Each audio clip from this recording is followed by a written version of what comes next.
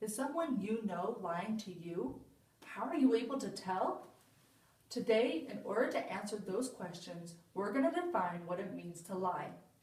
In the December 25th, 2015 publication of the Stanford Encyclopedia of Philosophy, to lie is to make a statement, either verbally, written, or symbolically, and it needs to be false with the intention to deceive.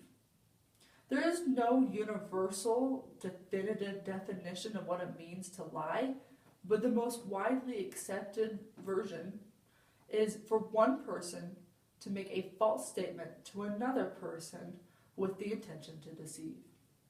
For instance, if someone were to steal money and then be questioned, and they were to say, "I didn't do it, you must have misplaced it," they would be lying to avoid consequence, as well as be giving another possibility of what could have happened in order to be believed. Every day people lie. We don't recognize it because we don't expect to be lied to. Robert Feldman, a professor of psychology at the University of Massachusetts, says this is why it's so easy for people to be good at lying. People tell you what you want to hear, and because we want to hear it, we believe them. We can tell lies from the simple mundane, which are small white lies, something like, "You look great today," when they don't. And then you can tell extreme lies, such as in a scheme to get away with a murder. Now that we know most people lie, why? Is this a nature versus nurture situation? Evolutionarily speaking, it's a learned behavior, but has progressed into an instinctive behavior. Not only was it a matter of survival of the fittest, but it was a survival of the most cunning. In order to not be detected or eaten, we would use everything from brute force to the art of deception. Today, we may not use this for our physical survival in every aspect, but we can and we do use it for our social gain. Children as young as 2 or 3 years of age tell little lies. Socially, they learn to save face and to avoid consequences. As we get older, we only get better with telling our lies. Animals and other living organisms use deception as well. Insects use it with color and blending into their background, deceiving our physical eye. There's a spider that's even able to mimic the vibrations of the wind. It can even mimic the vibrations of another species' mating call in order to lure its victim in.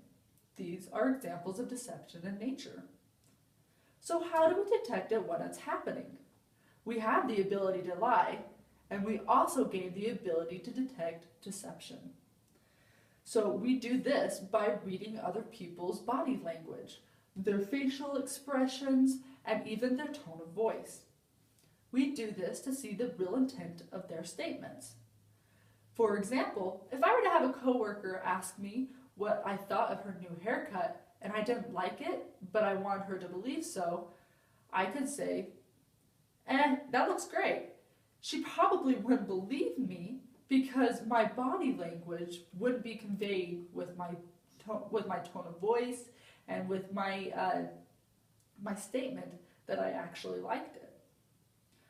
A problem with using body language or a polygraph device commonly used by our law enforcement is that there's still no definitive way to know if someone's lying. We know, even if they say a known false statement, that they may or may not believe that's the truth. And if they don't do it with the intent to deceive, then it's not a lie. People also are able to mask their giveaways physically. So again, if my coworker were to ask me that I liked her haircut and I want her to believe me, I could match my body language to my statement and say, "Yeah, I really do like your haircut." And because she wants to believe it, she would. An article in the Time magazine, Eric Barker explains that one physically displays while lying, concluding that generally when we're lying, we tend to stop a lot of our movements. Our legs and our arms become stationary. And people act as if nervousness is part of lying, which it usually isn't.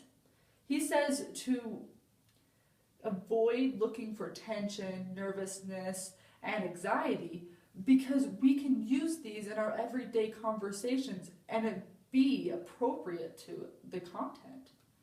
Instead, look for things such as pauses in thought, they're probably coming up with their lie, or using words that are impersonal, such as him and her.